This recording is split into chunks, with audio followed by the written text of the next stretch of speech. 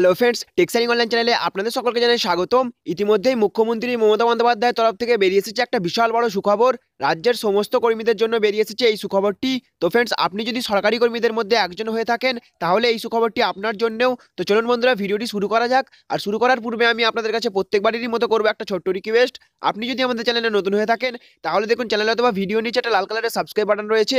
ওই সাবস্ক্রাইব বাটনে ক্লিক করে আমাদের চ্যানেলটিকে সাবস্ক্রাইব করে রাখবেন এবং পাশেই দেখবেন একটা বেল আইকন আসবে, সেটাকেও প্রেস করে রাখবেন, যাতে যখনই আমরা এরকম ধরনের লেটেস্ট ট্রেন্ডিং হেল্পফুল ভিডিও নিয়ে আলোচনা করব তখন সর্বপ্রথম নোটিফিকেশনটি আপনাদের কাছে পৌঁছে যাবে।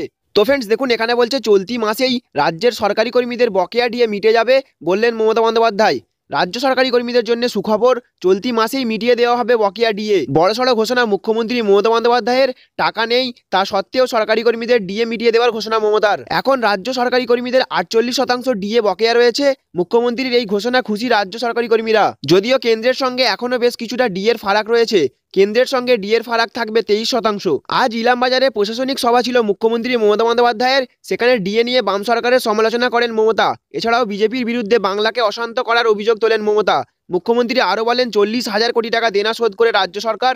এই রাজ্য থেকে 40 থেকে 50,000 কোটি টাকা তুলে নিয়ে যায় কেন্দ্রীয় সরকার। কেন্দ্রের তীব্র সমালোচনা করে মুখ্যমন্ত্রী মমতা বন্দ্যোপাধ্যায় বলেন, মানুষের ব্যক্তিগত জীবনের হস্তক্ষেপ করছেন কেন্দ্রীয় সরকার, মানুষকে সুস্থ থাকতে দিচ্ছে না। তো ফ্রেন্ডস, বুঝতে পারলেন, বছরের শুরুতেই মুখ্যমন্ত্রী মমতা বন্দ্যোপাধ্যায় ঘোষণা করে দিলেন যে চলতি মাসেই সমস্ত সরকারি কর্মীরা পেয়ে যাবেন তাদের বকেয়া ডিএ।